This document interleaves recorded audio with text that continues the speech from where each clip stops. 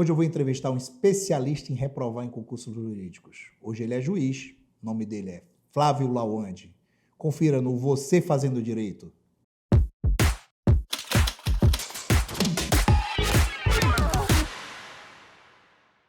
Pois é, eu estou aqui com o Flávio Lawande, né? Flávio Lawande, né? Juiz da Vara de Execução Penal, né? Daqui de Santarém, né? Quanto tempo, né, tu tá sendo juiz da Vara de Execução Penal aqui, Flávio? Desde janeiro de 2021. Desde janeiro de 2021, né? Tu passou no concurso para juiz quando foi mesmo? Qual foi o ano? Foi em 2015, com posse em 29 de fevereiro de 2016. 2016, né? Exato. Então, 6 anos, né? Isso. Exato. Eu tô há mais 6 anos, quase Mais 7. 6 anos, né? Tá ok. Tu é natural daqui de Santarém mesmo, Flávio? Santareno, Mocorongo da Gema, papai. Para quem não está assistindo, na verdade, quem não estiver assistindo, né? Que não for de Santarém, o apelido do pessoal de Santarém aqui é Mocorongo, Mocorongo. né? Ah, mas por que Mocorongo, sabe dizer? Olha, a ideia é que existia uma tribo que, na verdade, nem era nativa daqui, que era uma tribo que eles eram muito dados, muito dóceis, e quando chegaram em Santarém, acharam uma tribo que era parecida com a característica de ser uma tribo muito tranquila, e olha, Mocorongos. Aí nasceste aqui, né? E estudar onde? Primeiro grau, fez a Primeiro grau, vou desde o início. Janelinha do Saber, não existe mais, tinha Marlice. Depois eu fui para o Batista, e aí eu fui para Londrina. Quando eu fui para Londrina, fui para o Colégio Estadual Hugo Simas, e aí eu voltei já para Belém para fazer vestibular e fiz a Federal do Pará. Fez o UFPA. Foi. UFPA. Direito. Direito, UFPA. O UFPA já direito, né? Exato. Aí se formaste na UFPA lá de... Belém. De Belém, né? Em 2008. 2008. Quando se formaste, já entrou no mercado de trabalho? Como é que foi? Na verdade, eu já estava no mercado de trabalho. Eu fazia concurso desde sempre. Então, em 2002, eu já fazia concurso para banco. Só que eu sou especialista em reprovar. Então, eu vi na minha história que é mais tristeza que alegria, mas assim, cada tristeza é um degrau para chegar na alegria. Eu comecei a fazer um concurso para banco. E eu lembro que eu reprovei no Banpará, reprovei no BASA, passei no Banco do Brasil. E em 2003, no final de 2003, eu entrei no Banco do Brasil. Fiquei no Banco do Brasil até 2007, quando eu comecei a fazer concurso para tribunais, também com uma linda história antes de formar, né? Bem antes de Tudo formar. Antes de formar. Eu entrei no primeiro semestre da faculdade, já estava no Banco do Brasil. Já estava concursado? No Banco do Brasil, concursado, no Banco do Brasil. Porra, é mesmo? Desde 2002, desde 2003, né? Então, caramba. Eu comecei na faculdade já no Banco do Brasil. E na época, sempre tem uma história com a sorte e um azar. Eu lembro que eu passei em 136. O 135 ficou em Belém. O 137 ficou em Belém. E Deus me escolheu para ir para Baetetuba. E aí eu tinha que pegar todo dia. Isso é fato. Eu sei, a lancha ou é o barco? Eu começava pegando um ônibus para pegar um barco, que era Arapari ou Jarumã. Eu me lembro. Depois eu pegava outro ônibus para pegar um mototáxi e chegava no banco. Então eu saía todo dia às 5 da manhã e chegava no banco quase 9. E aí trabalhava. Se eu saísse às 4 da tarde, eu chegava na Federal às 6. Se eu saísse às 6, eu chegava na Federal às 8. Então, a minha faculdade inteira foi trabalhando no Banco do Brasil. Né? Trabalhando. Só que assim, nesse período de Banco do Brasil a Baetetuba foi até por volta de 2006. Em 2006, eu já fui para Icoraci, que já reduziu o meu tempo de ir para o trabalho de 2 horas por dia para 2 horas ida, 2 horas volta, 4 horas por dia só de ônibus e barco e aquela loucura. Na época, eu até comprei um Palm Top. Eu lembro disso, era um Tungsten da Palm One, para poder ler PDF, porque eu não tinha... Para estudar durante esse percurso, esse trajeto. Eu estudava no trajeto. Aí eu comecei a fazer concurso de tribunais. Entendi. E aí, quando eu fui para Icoraci, já reduziu para 1 hora. Era 1 hora para ir para o Banco do Brasil de Icoraci, 1 hora para ir para a Federal, 1 hora para voltar para casa. Então, era 3 horas. Então você não era um privilegiado, não? Não vinha de família abastada, que podia te sustentar? Era uma família abastada. Eu não posso reclamar, nunca passei fome nem nada, mas eu sempre precisei trabalhar para manter meus estudos. Eu já sustentava minha mãe, meu irmão. Meu irmão ainda fazia faculdade de medicina, então ele não podia trabalhar. Então, que é período integral, né? Medicina. Exato. Não tem como. E aí, então, quem sustentava a casa nessa época já era eu. Já nessa época, tu tinha quantos anos? Eu tinha 18 para 19 anos. Poxa, e por que tu resolveu fazer direito, Flávio? Aí que tá. Assim, o cara... Não, vou fazer direito. Por quê? Alguém da tua família já era do mundo jurídico? Sim, a minha madrasta, que é a Val, que é oficial de justiça, inclusive aqui no Fórum de Santarém, Em Santarém, ela né, era, Val? na época, procuradora do município de Itaituba. Ela trabalhou lá em Itaituba. E, inclusive, quando meu pai foi para Itaituba, foi aí que eu fui para Londrina. Porque meu pai entendeu que o estudo de Itaituba não seria um estudo muito bom e me mandou para morar com tios, lá em Londrina. E aí, lá, fui para o colégio público, mas um colégio público muito, muito bom, que era o Hugo Simas. Eu gostava muito, pelo menos. Não me senti muito desprestigiado, mas, óbvio, é um colégio público com toda a dificuldade de um colégio público. Pois é, que a gente sabe quais são, né? Sim. Complicado. Infelizmente, né? Infelizmente. Gostaríamos que fosse mais igualitário, mas o jovem que estiver assistindo fala, olha, gente de escola pública também vira juiz. Pois é, e pode consegue. até falar para eles aqui, ó, nessa câmera. Jovem de Santarém, você que é de escola pública, você que é de Santarém, Mocorongo, como eu, o sonho é o mesmo. É só seguir em frente. É óbvio que vai ter dificuldade, vai ter pedra, mas a dificuldade está aí para te ajudar a ter uma vitória mais bonita. E passou no concurso do Banco do Brasil e foi fazendo a faculdade, certo? Foi. Aí essas idas e vindas, mudança de cidade, e depois começou a fazer concurso para tribunais. Qual foi que tu entrou? E, mais uma vez, começamos uma linda história de reprovação. Eu comecei reprovando no TRE Pará. Concurso já específico para a área jurídica, Isso, né? aí eu comecei a fazer TRE, comecei a fazer MPU. MPU, eu lembro que a primeira prova, eu fiz 4 vezes. A primeira vez que eu fiz para MPU, eu nem classifiquei. Ministério Público, eu lembro que eu cheguei a reprovar na prova de digitação, que era uma época que eu estava começando concursos ainda, fazendo bancos e tudo, e eu digitava mal. Eu não tinha computador em casa. Então, onde é que eu tinha acesso ao computador? Jogando Counter-Strike, que nem um retardado em Lan House. Era assim que eu tinha acesso ao computador, tentando acessar o Mirk para teclar com as gatinhas, com meu nickname italiano, porque óbvio Nick que eu Dave? era Lá onde? não, é italiano, porque eu achava que se eu escrevesse meu nome, ninguém ia me achar bonito, mas se eu escrevesse que eu era um italiano, alguém ia poder querer falar comigo, já que naquela época não tinha foto. Era um Mirk, ele era como se fosse no MS-DOS. É verdade. E eu sempre tive muito complexo, eu sou, não dava para perceber por aí, mas eu sou meio baixinho, né? E aí, as pessoas que fossem me ver, Flávio Lawande, ninguém vai saber. Mas bota italiano, vai pensar logo num cara alto, né, é verdade. O rosto quadrado. O rosto quadrado e tal, desses que são feitos hoje na sua belíssima cadeira de dentista. Seria desse jeito que eu achava que a pessoa ia me imaginar. Então eu botava esse sobrenome bem brega mesmo, que nunca deu certo. Frise, nunca conheci ninguém no Mirk. Nunca ninguém quis falar comigo. Aí reprovaste na digitação. Aí foi reprovando, até que eu passei para o Tribunal de Justiça do Estado do Pará para atendente judiciário, que era nível fundamental. Que, inclusive, na época, eu ganharia bem menos que no Banco do Brasil.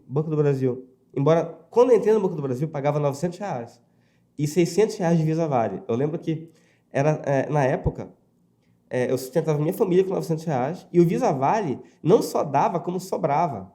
Eu lembro que eu fazia a sexta do mês, que era os R$300, eu ainda vendia R$300 para ganhar mais dinheiro, para continuar comprando apostila. Na época, não era igual hoje. Os materiais de concurso eles eram bem precários, eram aquelas apostilas solução. A gente não tinha acesso nem na internet tinha muita coisa disponível, né? Nada. Interessante. Aí as apostilas eram bem fraquinhas, eram bem... Havia muita coisa errada. Nossa!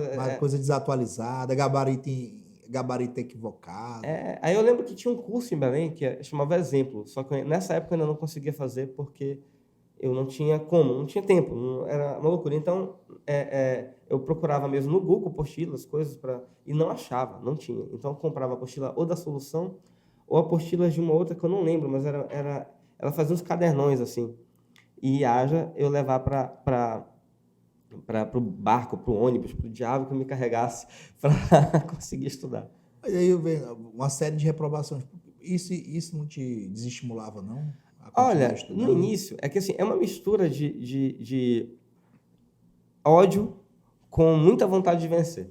Ao mesmo tempo, eu ficava com muita raiva de reprovar. Eu ficava com muita raiva de mim mesmo, de ver que uma questão que ou eu já tinha estudado, e aí acabava que a questão que eu tinha estudado me dava tanta raiva que eu ficava batendo naquilo, até que eu falava, nossa, porcaria não vai errar mais. Vou fazer de novo. Mas, ao mesmo tempo, eu tinha muita vontade de vencer, tinha muita vontade de crescer. Primeiro porque eu queria muito sair do banco. O banco era muito estressante. Assim, o que eu falo? É uma carreira linda, uma carreira excelente. E para quem quer seguir carreira no banco, o Banco do Brasil é maravilhoso, por exemplo, que é o banco que eu trabalhei. Só que chegou um momento que eu lembro que variava de acordo com o gerente. Quando o gerente era muito legal... Você fica muito à mercê da situação. Isso. Teve um gerente que eu chamava de pai, que era o Fernando. O Fernando está em Brasília agora. Então, era tão bom trabalhar com ele que eu ia sábado trabalhar com ele. Ele era um paizão, assim, para todo mundo. E aí mudou. Quando ele foi para Brasília e mudou para um outro gerente, que eu não vou falar o nome, para evitar processinho, porque o processinho vem. Ele era tão chato, que eu falava, não, eu vou sair daqui. Eu voltei a estudar com tudo, com raiva. Nisso que eu aproveitava meu tempo ao máximo. Eu aproveitava o meu tempo da forma que eu conseguisse para seguir em frente. Otimizava o tempo o máximo que pudesse, né? Qualquer minuto que podia. Qualquer minuto. Eu organizava meu horário em minutos, não era em horas. Aí você passou para o tribunal. Aí eu passei para atendente judiciário. Atendente judiciário. Na época eu ia ganhar bem menos que o Banco do Brasil. E eu achava assim, vou servir café, que é atendente judiciário, vou ficar... Ninguém sabia o que era atendente judiciário. Ninguém sabia que era atendente judiciário. Até pelo nome, atendente judiciário. Não sabia. Aí na época eu trabalhei inicialmente na 23ª Vara Civil com a desembargadora Maria do Céu, que era juíza. Sim. Na época, a desembargadora Maria do Céu, ela já era convocada para o tribunal, ela era juíza na época, e eu trabalhei com a doutora Eline, que acho que está em Paragominas, ou Parauapebas, um dos dois. Ela é gente finíssima, muito legal, muito bacana, e eu lembro que era muito divertido trabalhar com ela. E aí, no início, eu estava... Eline é minha amiga, gente fina. Eu gosto demais dela. Parauapebas, né? Gosto demais dela. E aí eu lembro que eu fazia audiências com ela já. Eu comecei na secretaria, procurando processo. Ela, viu? Nessa época, eu já tinha aprendido a digitar, porque eu estava no Banco do Brasil há algum tempo. E aí ela me chamou para fazer audiência com ela. Comecei a fazer audiência com ela. Ela era muito engraçada, era muito bom fazer audiência com ela. E aí, depois... Um astral bom, né, cara? Maravilhosa, maravilhosa. Eu gosto demais de ele. E aí, nessa época, eu lembro que a minha ex-sogra, que, assim, é um detalhe, eu namorei por muito tempo com a mesma pessoa, e a mãe dela trabalhava na 2ª Vara do Tribunal do Júri, com o Dr. Flecha, à época. Mas ela é concursada também? Concursada, analista. Hoje ela está na Vidoria Agrária com o desembargador Maírton. Certo. Maravilhosa. A Adelaide é... Analista, né? É analista. A Adelaide, ela é um ícone. Analista, para quem não sabe, pessoal, analista é um curso superior, né? Que você faz um concurso, tem que ter formação em Direito, aí você faz Tribunal de Justiça para analista. Subsídio, né? Na verdade, ganha um salário um pouco melhor e tal, bem melhor do que atendente, né? O atendente, na época que eu entrei, ganhava R$ 1.400. Né? Aí depois eu conto a tristeza, mas porque no Banco do Brasil eu já ganhava mais que isso, eu ganhava 2.100, eu era assistente de negócios na época, que era como se fosse antes do gerente, é o subgerente, aquela coisa bem. Aí a Adelaide me chamou para... De vez em quando eu ia no júri e fiz muita amizade com ela e com o Benjamin. Benjamin, hoje ele é secretário da direção do Fórum Criminal de Belém. É um cara fenomenal. Ele é muito engraçado e me ensinou muito. E aí eu comecei a ir lá ajudar. Eu ia lá sem ganhar nada. Eu ia lá porque eu queria mesmo ajudar, porque eu gostava dele e gostava da Adelaide. E aí comecei a ir. E aí, na época, o Dr. Flecha perguntou, quer trabalhar comigo? Bora. Flecha Ribeiro. Flecha, o juiz do júri. Né? Ele até aposentou, né? Aposentou. E aí, o que aconteceu? Eu comecei a ir e, com o tempo, ele me chamou para trabalhar com ele. Quer trabalhar comigo? Bora. Na época, ainda atendente. E aí, comecei a fazer audiência, fazer júri, e já digitava bem. Continuei fazendo concursos e reprovei pela 2ª vez no MPU. Na época, eu passei em 333. Óbvio que eu não ia ser chamado, porque o MPU não chama muito. Na verdade, tu não reprovou. Na verdade, tu ficou inclassificável. Isso, classificado. Né? Tu não foi aprovado. Aprovado é só quem passa dentro do número de vagas, é aprovado, aí logo tem o direito subjetivo a ser chamado. Perfeito. Né? O classificado, ele tem aquela expectativa de se abrir vaga, abrir orçamento, né? É chamado. Pode ser chamado. Pode. Pode. Vai na fé, mas vai fazendo, até passar. E aí, já melhorou, porque na primeira nem classificado tu foste. Foi melhorando. Foi melhorando. E aí? Nessa época, eu passei para auxiliar judiciário no TJ do Pará. Eu passei bem, fui chamado logo. Para auxiliar? Auxiliar. Aí já melhorou um pouquinho. Melhorou o salário? Já não ganhava mais 1.400, ganhava 2.100. Olha aí, ó, que beleza. E aí depois foi aumentando, o salário foi aumentando. E logo eu me formei em 2008. Quando eu me formei, na época a Lohane, que era assessora do Flecha, virou analista para Parauapebas. E aí, você formou e você já era auxiliar concursado do judiciário, né? Isso. TJ Pará, certo. Daí ele me chamou para ser assessor de juiz. O Flecha te chamou para ser assessor. Isso. Assessor dele, em 2010. E aí eu comecei a fazer concurso para a magistratura. Formado, obviamente. Formado, assessor. E a questão dos 3 anos de atividade? Já tinha exigência. Já tinha mas aquela resolução. Tem uma resolução, pessoal, do CNJ, que ela veio para regulamentar, acho que é a emenda constitucional 45, né? Exato. Emenda constitucional 45, que exige que o concursando, digamos assim, ele tenha 3 anos de atividade jurídica. Exato. Okay? Na minha época, eu passei no concurso de 2005, né? Tem o edital, eu tô velho, tô ficando velho. O edital 2005, já depois da promulgação da emenda constitucional 45. Só que não havia regras dizendo o que era atividade jurídica, ou seja, o CNJ editou essa resolução número 7, regulamentou todos os concursos, só que ela dizia o seguinte, que aos concursos com editais publicados anteriormente à vigência dessa resolução do CNJ, ela não se aplicava. Então ficou aquele limbo jurídico, né? Aquele vácuo normativo, né? Eu me lembro que eu tive até que fazer as defesas administrativas no Tribunal de Justiça. Porque eu formei em 2004 e tomei posse em 2006. Obviamente não tinha 2 anos, eu passei com 1 ano, né, de formado. Um ano e pouquinho, 1 ano. Pois é, aí como é que eu faria para assumir, né?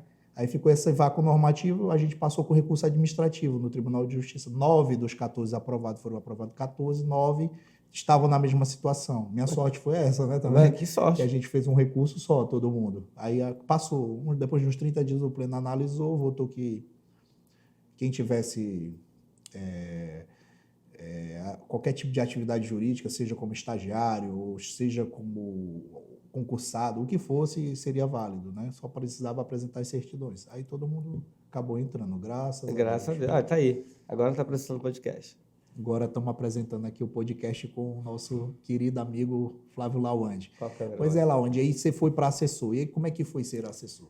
Bom, foi um desafio, porque já tinha a responsabilidade de revisar os minutos dos estagiários. Não tinha muita gente, eram 12 estagiários e eu.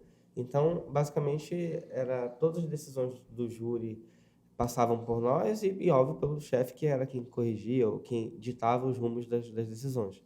Ele criava os modelos e a gente aplicava os modelos na prática, que é como geralmente funciona. O trabalho do magistrado, ele muito também é de inteligência, gestão de gabinete e gestão de modelos, adaptando, criando. E a gente estava na linha de frente para dar celeridade. E, com o tempo, a gente vai identificando padrões. Quando você começa a identificar os padrões do seu trabalho, como era uma vara especializada, é mais fácil achar os padrões. E você consegue produzir mais rápido. Então, eu otimizava o meu tempo também para poder conseguir estudar. Fazendo modelos, digamos assim, né? Você fazia os padrões, né, de modelos para você otimizar o tempo, né, de serviço, e aí você acabava produzindo mais em menos tempo, né? E como era uma vara do júri, assim, eu tinha que me organizar bem, porque metade do mês era organizada para fazer as audiências da primeira fase do Iudicio Acusaciones, e para a segunda fase ser o Iudicio Causa, que é o Tribunal do Júri propriamente dito.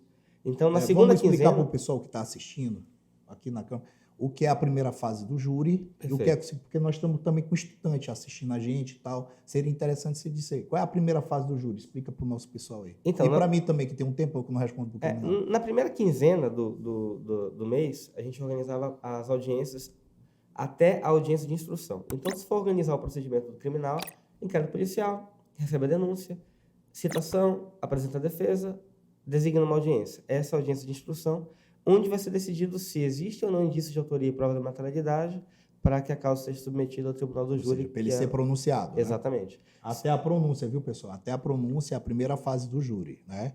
Ele foi pronunciado ou foi mantido em recurso, a pronúncia dele vai para a segunda fase. A segunda fase do júri. E aí, na segunda quinzena do mês, a gente organizava os júris. Então, eu precisava, na primeira quinzena, estar bem organizada a pauta, porque na segunda quinzena, o júri... o Dr. Flash, ele era um juiz muito rápido do júri. Eu me lembro dele, eu me lembro perfeitamente dele. Muito rápido, muito sério. Ele tinha sido delegado também, né? Foi delegado. Então, tinha uma vasta experiência. Foi da Polícia Federal. Foi, eu me lembro dele. Uma história.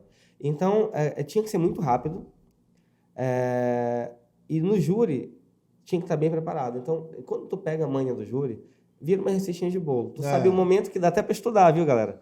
Você que trabalha no júri... Começa o debate... Começou o debate, abre a apostila, meu irmão. Você pode estudar de boa. Começa o debate. Essa é a vida do concurseiro. Várias horas. É achar o momento do dia que você consegue encaixar o estudo sem gabelar trabalho, galera. Sem gabelar trabalho. Pois é, pro concurseiro, cara, essa é uma boa dica que tu tá dando, cara.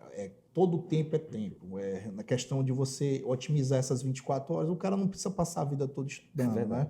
Mas, cara, o tempo que ele tiver livre, se ele tiver focado, ele tem que pegar esse tempo para estudar. Uma coisa, fazendo uma parte aqui, interessante. Eu só comecei a passar em concurso depois que eu enxerguei isso aqui. Olha, eu botei na minha cabeça, olha, eu quero aprender. Isso, olha, não me entendam mal quem estiver me assistindo, pelo amor de Deus, não estou incentivando a fazer isso, mas eu estou dando um exemplo aqui. Eu quero aprender direito ou eu quero passar no concurso? Sim. Aí eu botei na minha cabeça que eu quero passar no concurso. Então, o que eu fazia? Eu traçava estratégias de estudo durante o dia para eu otimizar meu tempo e ter o máximo de proveito possível de acertos. Ou seja, eu olhava qual era o percentual de, digamos, dando um exemplo qualquer. Olha, um concurso para juiz. Obviamente que aquelas circunstâncias, né, das circunstâncias do crime, de personalidade, potencialidade e tal, né, que você vai fazer a dosimetria do crime, você tem que saber aquilo. Tem. Então, a tendência daquilo cair é grande. Sim. É ou não é? É, bem grande. Então, eu estudava mais detidamente aquilo, fazia mais exercício daquilo, né?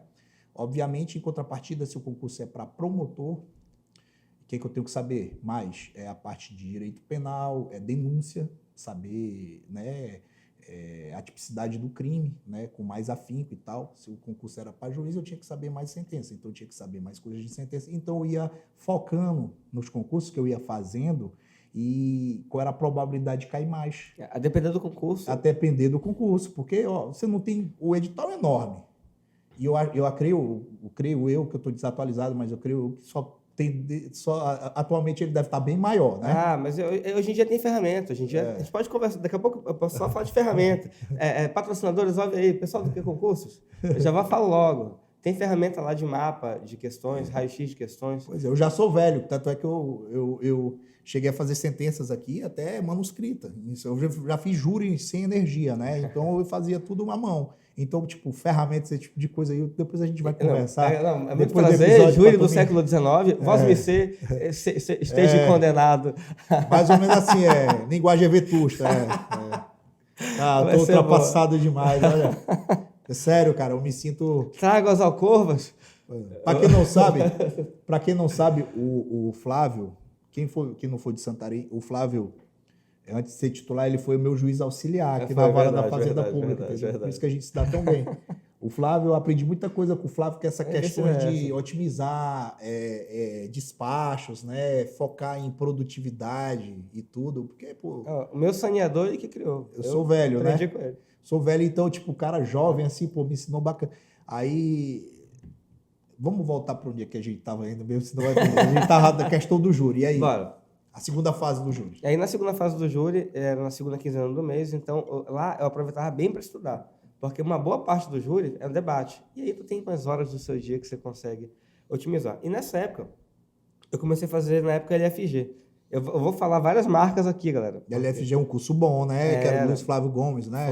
E aí eu fiz ele até faleceu, uma pena, né, cara? Um grande jurista. Era um grande jurista mesmo, uma pena, o cara participativo, né? Muito. A gente perdeu bastante, viu? Fiz um ano de LFG e aí vem a questão de método. Você vai ver que vai ter uma fase antes e depois do meu estudo. E aí, a primeira fase de estudo para magistratura, eu comecei a estudar o LFG. Fiz um ano e eu formei meu caderno.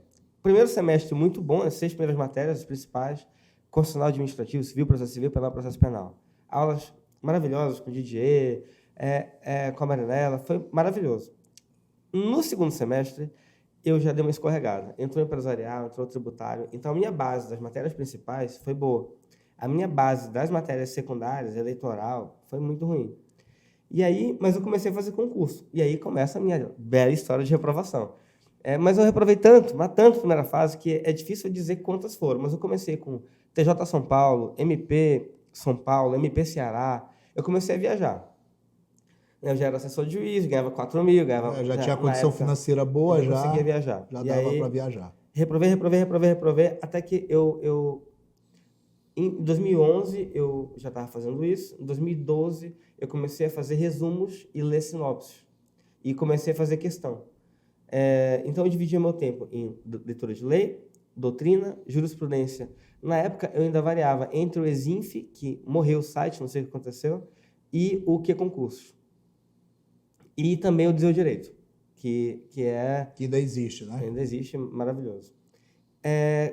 Comecei a fazer resumos, só que minha letra é muito feia. Então eu fazia PowerPoint para poder ficar como se fossem fichas. Entendi. E fui estudando. Quando eu comecei a passar para a primeira fase, foi a do Pará, em 2013. Eu passei na primeira fase, passei até bem, passei na discursiva bem também, passei bem na sentença civil, tirei 8,5 na sentença civil, e aí veio a sentença penal. Eu escorreguei. Eu não vou fazer críticas aqui à banca, nada, mas... eu reprovei também na sentença penal do Ceará também. Eu fiquei muito bravo na época, porque alguns pontos que eu falei, eles não consideraram... Eu estava no espelho... Estava no espelho e não consideraram. Eu falei do que estava lá no espelho. Tipo, e o teu recurso, tu fez? Eu coloquei, recurso? Olha, o item tal, eu falei na linha tal, só que simplesmente a CESP na época, desculpa CESP, vou ter que criticar, lá vem o processinho. Vem não, porque... E aí não consideraram? Não o candidata não atendeu o quesitos propostos. Então, eles nem leram o que eu escrevi. Porque é o seguinte, ele disponibiliza o espelho, né? Ele fica bem claro. Pessoal, um espelho de uma prova de sentença, ele vem assim, para quem nunca viu. Você tem acesso durante o concurso, na verdade, 2 ou 3 dias para se fazer do período do recurso administrativo, que você tem direito de fazê-lo, quando é publicada a sua nota.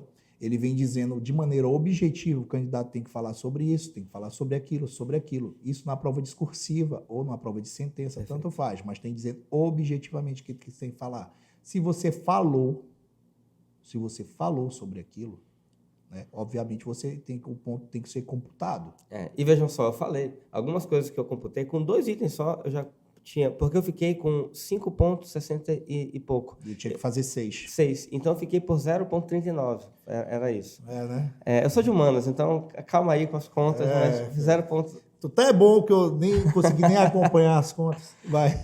Aí chega lá, eu comecei, eu cometi, na minha visão, um erro. Eu entrei com mandado de segurança, eu fui no CNJ contra... Tu travou o concurso?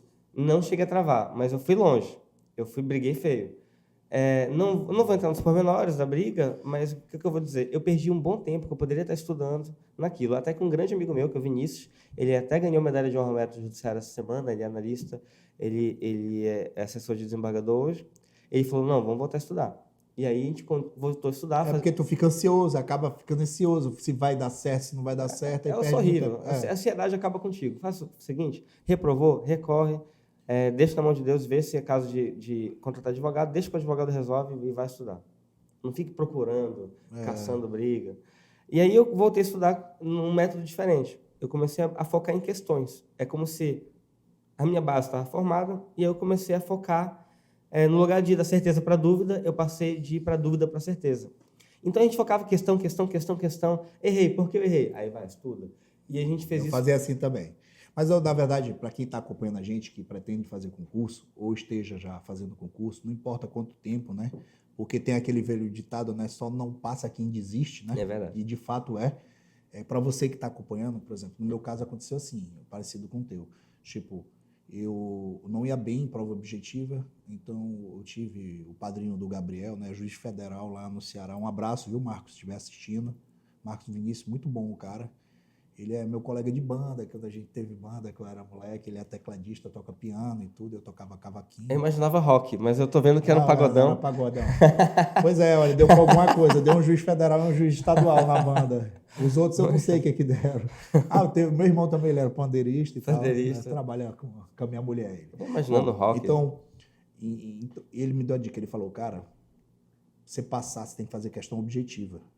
E eu estava com menos de 1 ano de formado, né? Eu disse, então vou focar em questão objetiva. Mas para quem está assistindo, né, para não perder a linha de raciocínio, eu acho que estudo concurso é meio tipo uma viagem de autoconhecimento, né?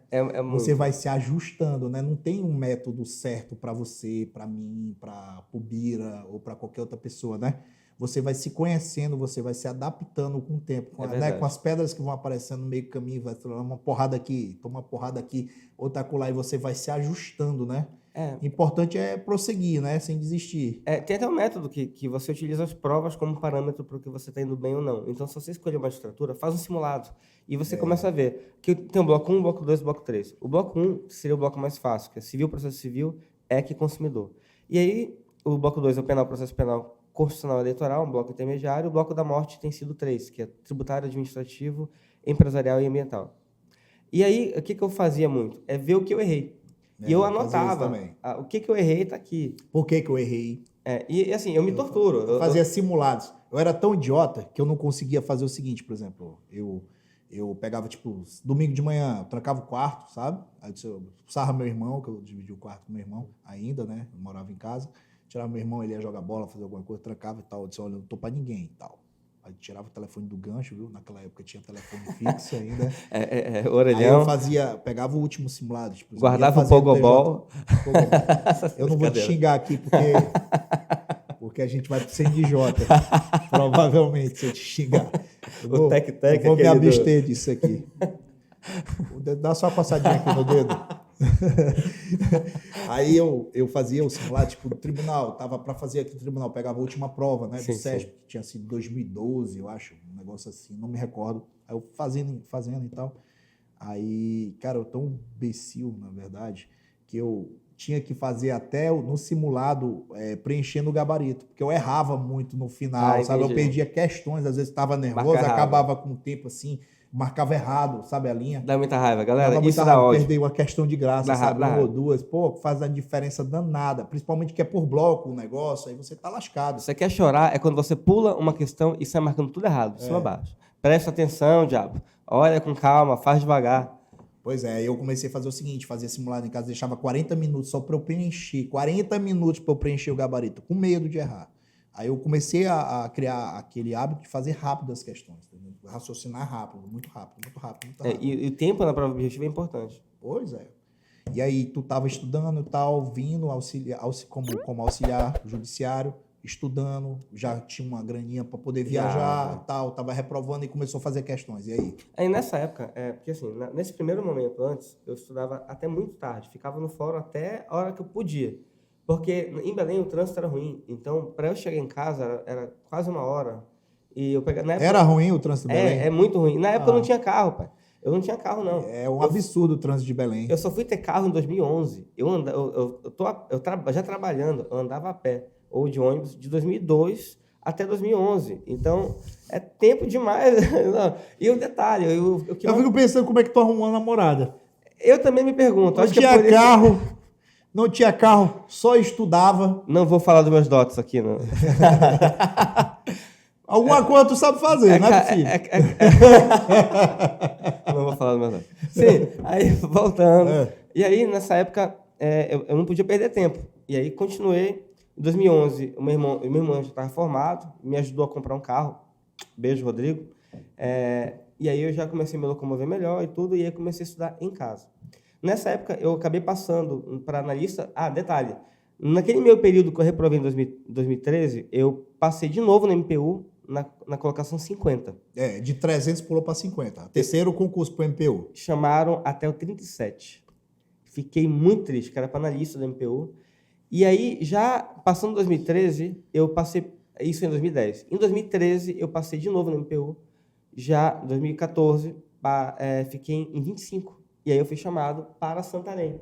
Na época eu também passei para advogado do Pará. PMPU aqui em Santarém? Isso, e aí eu vim para o Ministério Público do Trabalho. Trabalhei com meus amigos Klepper, Felipe, Karen.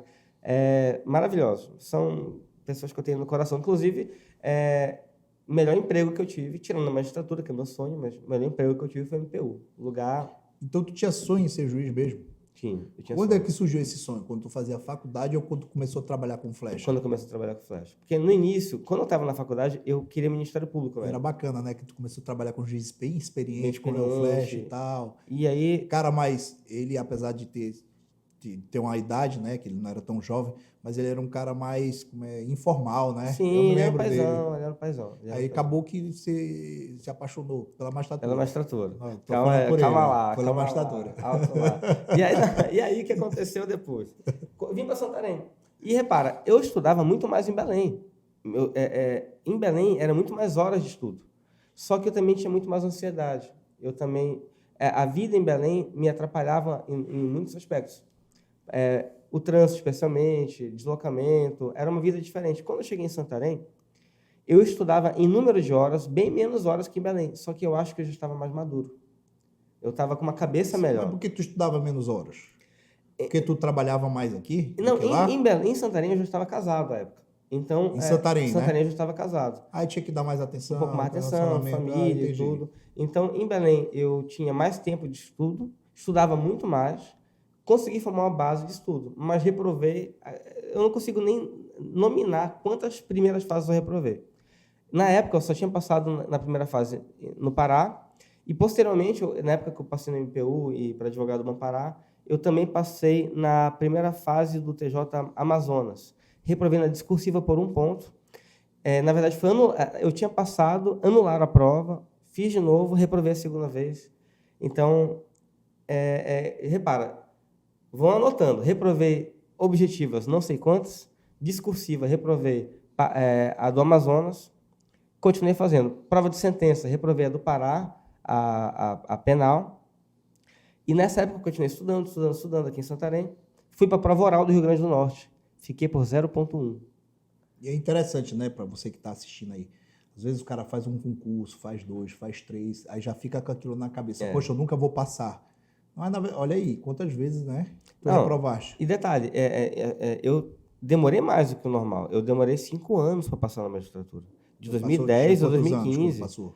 Eu passei em 2015, eu já tinha 30 anos de idade. 30 anos, que já, pô, ainda é novo. Já tinha 30 Mas na verdade é o seguinte, cada caso é um caso, porque tem a média, eu acho que é essa aí, cara. Mas 4, eu digo 5 anos. Passar, eu acho que é isso. Aí quando eu reprovei no Rio Grande do Norte, e o Rio Grande do Norte foi uma prova muito interessante, porque muita coisa aconteceu. Eu lembro que na prova de sentença civil, eu estava indo de ônibus fazer a prova, de ônibus, eu estava com o concurseiro ralado. E aí eu estava no caminho pensando, poxa, eu nunca fiz uma sentença de evicção. Estudei no caminho, procurei no Google, na época já tinha celular, já tinha como pesquisar, vi sentença de evicção, pois caiu evicção na sentença. Juro por Deus. Agora aproveitar o ensejo, explica para o pessoal que está assistindo a gente o que é evicção, direito civil. Bom, quando uma pessoa ela vai perder o bem por conta do comprador, ele foi executado civilmente. Então, ele perdeu o bem por evicção. E aí, seria uma ação do comprador contra o ex-vendedor porque perdeu o bem... por decisão judicial. Por decisão judicial. Essa é a evicção, é o evicto. E aí tá. Aí chegou prova do Pará de novo. Passei na objetiva, passei na discursiva, sentença civil. Eu lembro que na sentença civil foi empresarial. Era uma dissolução de sociedade. E eu lembro que eu fiz até um cálculo matemático para ver de integralização de cotas. E eu falei, na saída da prova, ou eu tiro 10 ou eu tiro 0. Eu tirei 10 na droga da prova, graças a Deus. Pois é. E aí fui para a sentença penal, que foi meu terror, consegui passar e fui fazer a prova oral. Na prova oral, eu lembro que já caí filosofia humanística. Eram 10 dias para chegar na prova oral e 10 pontos. E aí, nos 10 dias que antecediam a prova, que tem um sorteio de véspera de prova, eu comecei a me preparar para cada ponto. E nessa época eu tinha um grande amigo, que é um irmão para mim, Breno Bahia, que ele é doutor em Direito Constitucional, está inclusive na professor da Federal. Na época ele estava em Washington, terminando esse doutorado de sanduíche, essas coisas aí. Eu não entendo nada disso, viu, gente? Para mim, sanduíche é dança do machismo. Breno é juiz, né? Não, ele é professor da Universidade Federal. E eu perguntei, Breno, tu pode me ajudar com filosofia? Eram 3 pontos de filosofia só. Era direito e moral, era argumentação jurídica, E aí ele falou, tá, eu quero 7 dias, 4 horas por dia. E aí começou a me ajudar. E aí, na véspera da prova, eu lembro que o meu ponto sorteado foi o ponto 6, que era o ponto da morte, porque tinha licitações e contratos administrativos, tinha contratos em direito civil. Era um ponto muito desgraçado. E aí a primeira pergunta foi de processo penal. E eu errei. Era uma pergunta que era uma pergunta besta. Que era para ser a mais fácil. Que era do tipo de ação de lesão corporal de Maria da Penha, que era uma ação penal condicionada de representação. E eu não sei o que foi que eu falei, sei que eu falei algo errado, e o examinador foi muito legal comigo, falou, candidato, isso não faz sentido. Aí eu respondi, realmente, excelência, não faz sentido algum. Na verdade, o que eu quis dizer foi... E aí eu dei a resposta correta à época, não lembro. Ele te deu uma chance. Me deu uma chance. A pergunta seguinte, depois do processo penal, foi filosofia. E aí o examinador perguntou, qual a diferença de direito e moral? Só isso que ele queria saber. Só a diferença de direito e moral. E aí Como é que diz isso? Aí que tá. Se eu fosse dar uma resposta clássica, eu falaria, o direito tem possibilidade... tu ia para a parte de sanção. Tal. Tu ia para a parte de sanção. E aí tá. Só que para aqueles círculos, né? Que engloba, que a moral é maior e o círculo do direito vai... Sim, e eu fiz a distinção clássica, eu fiz. Só que depois da distinção clássica, eu falei, eu poderia encerrar aqui. Mas a diferença de direito e moral ela vai remontar ao próprio conceito do que é o direito. Porque, a depender do seu conceito do que é o direito, você pode, por exemplo, incluir princípios ou não, como regras morais de conduta, se eu vou incluir ou não dentro do direito. Que aí eu vou diferenciar o positivismo do desnaturalismo. E eu comecei a falar autor por autor. Na época o Breno me ensinou muito bem, e eu fui falando. Chegou uma hora, eu ganhei uns 10 minutos da banca já no início, que era 1 hora de regressão. Quando eu olhei, estava todo mundo olhando para mim. Eu falei, bom, ganhei a banca. E agora eu vou iniciar a discussão hard do working. Aí o examinador, não, pode parar, já estou satisfeito. E aí eu lavei a alma, assim. Continuou as perguntas. Eu lembro que o Jean Carlos me perguntou de processo civil, o outro de consumidor, me balançaram que nem bambu verde, mas consegui passar, e aí eu consegui entrar. Na época, comecei trabalhando como substituto em Rurópolis, depois Prainha, depois Monte Dourado, até virar titular em Faro em 2019. Até lá, até 2018, eu fui teu juiz auxiliar. Até 2018. Foi quanto tempo que tu foi meu juiz auxiliar? Quase um ano. Quase um ano. E qual foi a tua sensação depois de ter passado por tudo isso aí, ter vindo para Santarém como juiz, cara? Aqui na cidade que tu nasceu. Foi um sonho de vida realizado. De Legal, verdade. Né, cara? Foi a melhor sensação da vida. Eu nasci em Itaituba e fui juiz em Itaituba 6 anos. É legal demais. Fiz um júri logo assim que eu cheguei lá. Assim, né? Para começar bem, pra começar bem, né? Não, uma sensação... É legal a sensação, né? Não, de verdade. Boa, né? Recomendo. A sensação de satisfação, né? De dever meio que conseguir chegar. Meu sonho, foi meu sonho. Falar, olha, onde eu fui criado. Você vê um filme na sua cabeça quando você chega de volta na sua terra. Aí você te falou que era casado, certo? E eu me lembro que você botou um negócio, né? No caso, para tua esposa. Montamos. Por que você resolveu empreender? Na verdade, você não empreendia porque você trabalhava comigo. Sim. Você empreendia à distância, né? Na verdade, o negócio não era seu. Não. O negócio era lá, era administrado por outra pessoa. No caso, era só ex. Eu disse, por que você resolveu tentar uma segunda fonte de renda? A ideia não foi minha, na verdade. Era um outro amigo, que é o Vilmar, que é juiz também, lá em Alenquer. Ele tem a esposa, que é a Lorena, e a minha esposa, a Alessandra. Elas eram amigas, e aí surgiu montar um negócio junto entre as duas, montar um negócio junto que as esposas cuidariam. Porque, assim, o juiz, ele tem uma grande vantagem, acho que todo servidor público, uma grande vantagem e uma desvantagem. A grande vantagem é que a gente tem a estabilidade, a gente abre mão da pobreza. Ninguém nunca vai ser pobre mais, porque você tem um salário todo mês. Também não vai ser rico, né, pessoal? Esse é o ponto. Você abre mão da pobreza e da riqueza. É ali. É verdade. Acabou. O teto é aquele que você ganha, tem uma certa estabilidade. Ou seja, se você for um cara poupador nos primeiros anos da carreira e for um cara empreendedor e for bem casado com uma mulher que saiba, ou então alguém da família que goste de negócio, dá para você investir, né, esse dinheiro que você poupou nessa pessoa e essa pessoa vai... Alguém que cresça com você. Né?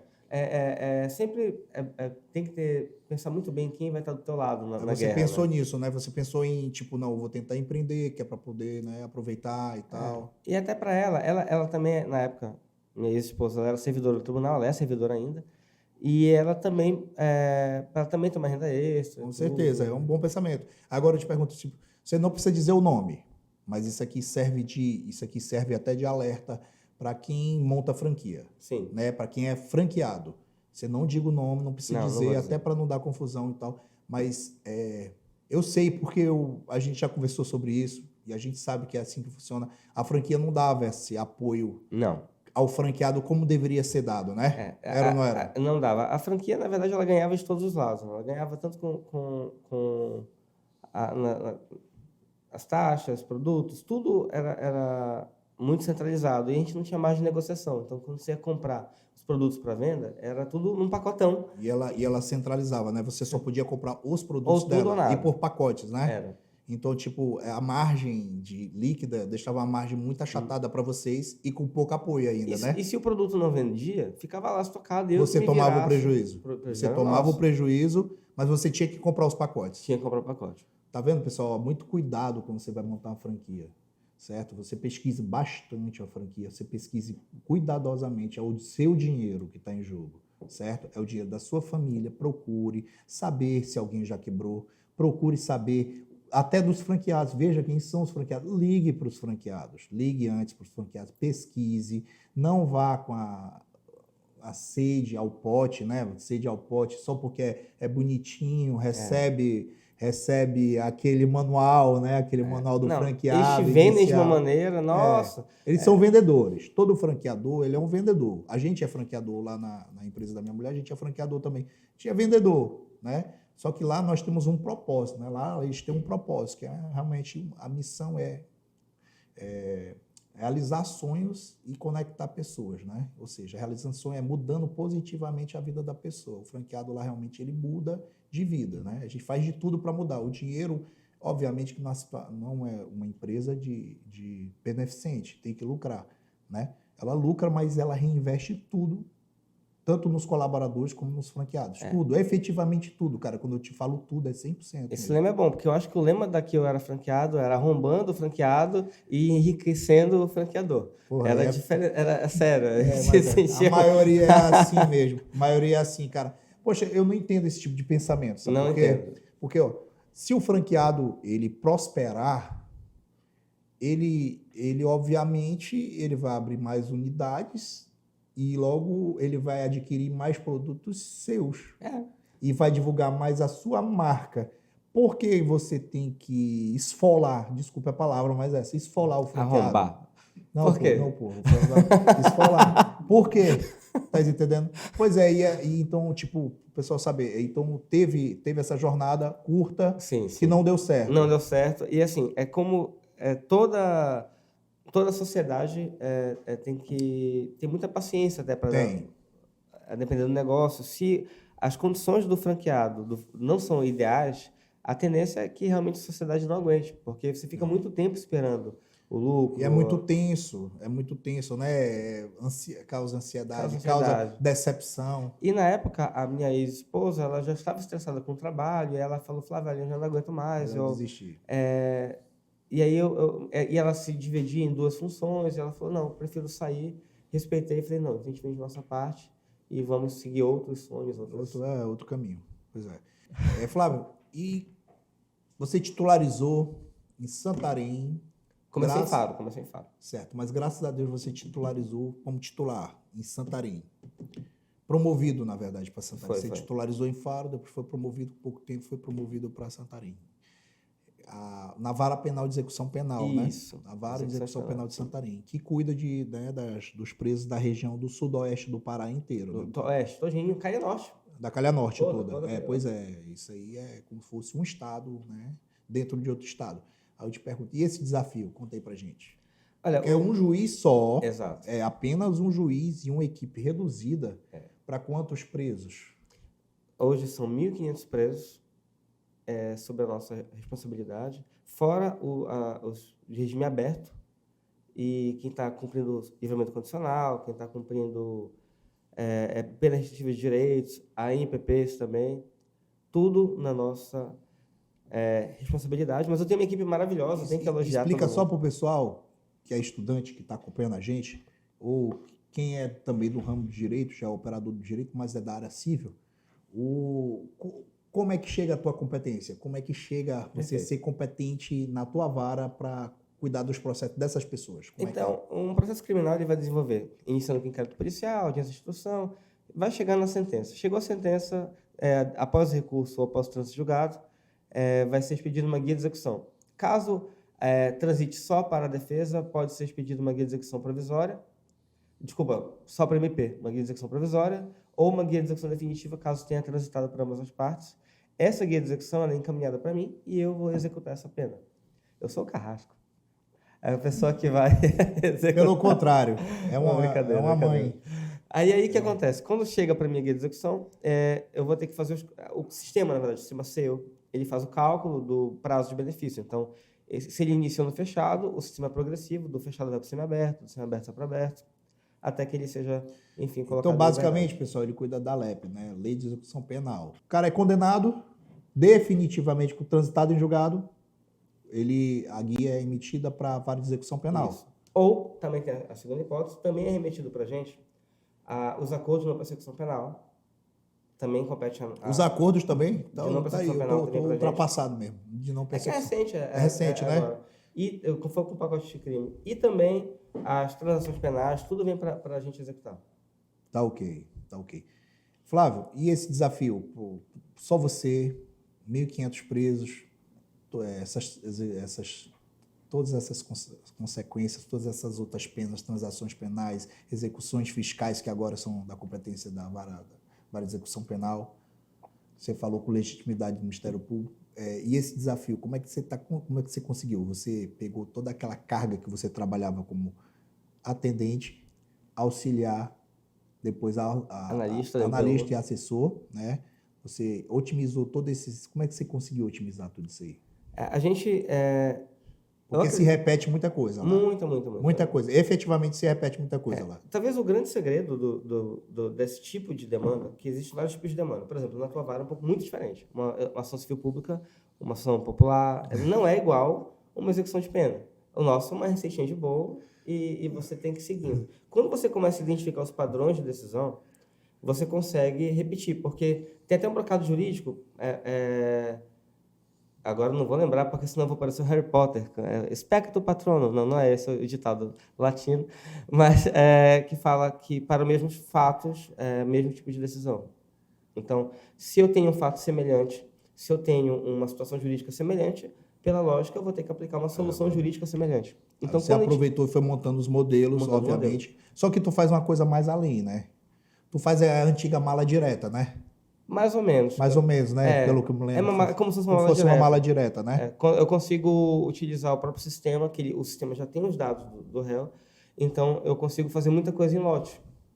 Os lotes, na verdade, se for organizar um gabinete, eu tenho para mim que o gabinete eu consigo dividir o que vem concluso em 3 partes. O que eu posso chamar de processos para execução em lote, que eu identifiquei os lotes, eu separo ou por etiqueta ou por... Na época, se fosse um processo físico, eu fazia uma pilha. Pilha de OMP, pilha de... Agora tudo é digital. Uma pilha de sentenças complexas, essa eu já separo, são as coisas que eu não vou fazer em lote, são as coisas que eu não vou fazer rápido, são coisas que eu vou fazer com calma, que eu vou fazer com mais parcimônia. E um terceiro núcleo que eu posso chamar de sentenças que eu não tenho modelo, que eu não tenho coisa realmente nova. Porque tem coisas que não é em lote, mas que eu sei como fazer, eu tenho um modelo. Que tu não vai fazer rápido, mas tu consegue... Por exemplo, até alguns tipos de decisão de tutela, tu tem um modelo de tutela.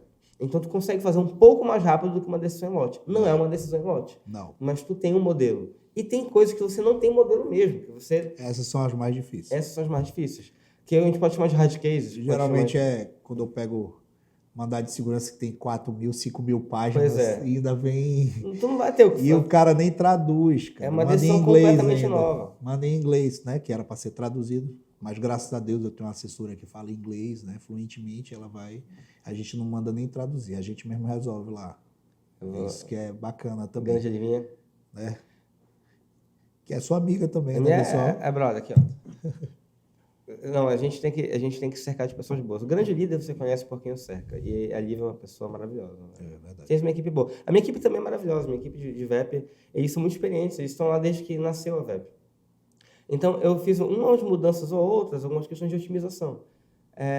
E graças a Deus, hoje, existe um equilíbrio muito bom entre a gente, OAB, Ministério Público, Porque o grande desafio da VEP não é os processos, é o que está fora deles. Que o nosso desafio é a ressocialização. Esse é o maior desafio da vara de execução penal. Se fosse só julgar processo... Só julgar processo, você está julgando, na verdade, você está tentando ressocializar pessoas. Pessoas que já estão marginalizadas. E aí começa a aí ficar o sombrio o que é margem? É viver à margem da sociedade, né? É essa hora que começa a ficar pesado. Eu tenho uma tristeza, porque uma tristeza no meu trabalho. Na tua vara, tu consegue conversar com as pessoas sobre a tua vara, que é a sexta vara, uma vara de fazenda, e tem coisas legais para falar, poxa, tem um negócio divertido. Na minha vara é muito complicado, porque é tudo muito triste. Quando você pensa as histórias são muito complicadas. Os fatos são muito difíceis, as pessoas são muito difíceis. E o pior, eu quebro o clima da mesa. Tu tá no jantar e tu começa, tá todo mundo alegre, vamos falar de futebol, Brasil e tal, trabalho. Os presos, a tristeza, as condições carcerárias. Fica um clima horrível na mesa aqui. Gente, eu prefiro não falar de execução penal. De fato não, é muito desafiador, cara. Desafiador. Só que você vem equilibrando esses pratos de maneira bastante, né, produtiva aqui nessa região. Tanto é que você está exercendo um excelente trabalho, né? Obrigado, tanto que, graças a Deus, o Tribunal de Justiça até reconhece isso constantemente, né? O que é bom, o que é excelente para você. E para a gente também. Para todos nós. Assim, a gente não busca reconhecimento, mas é bom, né? A gente... Com certeza. Eventualmente você perceber que você não está enxugando gelo, que você não está... que você faz alguma diferença. Fazer a diferença é muito importante. Você está fazendo a diferença aqui, com toda certeza. Por onde você passou, você sempre fez a diferença. Eu sou suspeito para falar, mas é de fato. Esse cara aqui, realmente, ele é fenomenal. Agora, Flávio, para a gente se despedir aqui do pessoal, eu queria que você desse, tipo assim, você olhasse pelaquela câmera ali, focasse mais, lembrasse tudo que você foi estudante também, né? Você também, a gente não deixa de ser estudante, né? Sim, a gente vai eterno estudante. Nunca. Mas você foi um estudante também que não sabia, assim, ansioso com o futuro, ansioso aqui de Santarém, poxa, uma família que não tinha tanta grana, né? Foi arrimo de família desde cedo, tá entendendo? Assim como vários deles são, né, que estão nos assistindo aqui. E vários deles trabalham e estudam. Tipo assim, digamos, não um recado, tipo assim, o que vocês poderiam falar para eles, né? Um incentivo para eles. O que você podia falar para eles, assim, que estão vivendo estão passando a mesma coisa que você passou? Vão haver momentos difíceis. Sempre existem momentos difíceis. Você vai duvidar de si mesmo, eventualmente. Você vai se perguntar se é esse caminho mesmo. Vão chegar pessoas com você, vão tentar te ajudar e vão falar, cara, você não quer fazer outra coisa? Faz um vestibular para medicina, faz um vestibular para outra coisa. Você quer ficar tentando magistratura? Tu quer mesmo isso da tua vida? Algumas pessoas por bem, outras por mal, vão tentar reduzir teu sonho. Até parente já chegou a falar comigo, esse negócio de juiz é coisa de advogado fracassado de estado de economia terceiro-mundista. Eu já ouvi isso. Até essa frase é difícil de acompanhar. Pois eu nunca esqueci. Eu não sou rancoroso, eu nunca esqueci, mas não leve para o coração. Continue e sigam em frente. Existem vários tipos de genialidade. Tem pessoas que realmente são naturalmente gênios, que aprendem rápido, que leem uma vez, já decorou, já aprendeu. Tem pessoas que têm uma inteligência fora do comum e tem as pessoas que trabalham duro. E você pode ser um gênio do trabalho duro. Um gênio do trabalho duro é aquele que está se esforçando todo dia, está lá tentando, ele está caindo, está levantando. E uma coisa que todo concurseiro sabe, é até passar, não é para passar. Então, enquanto você não desistir, a luta está aí. E tome cada derrota como uma lição. Que cada vez que você cair, você vai tentar, mas por que eu caí? Onde foi que eu tropecei? Anote isso, tome como ponto forte. E você vai ver que, eventualmente, a persistência é o maior ponto forte que você pode ter em se tratando de concurso público. É mais até do que você ser genial na fala.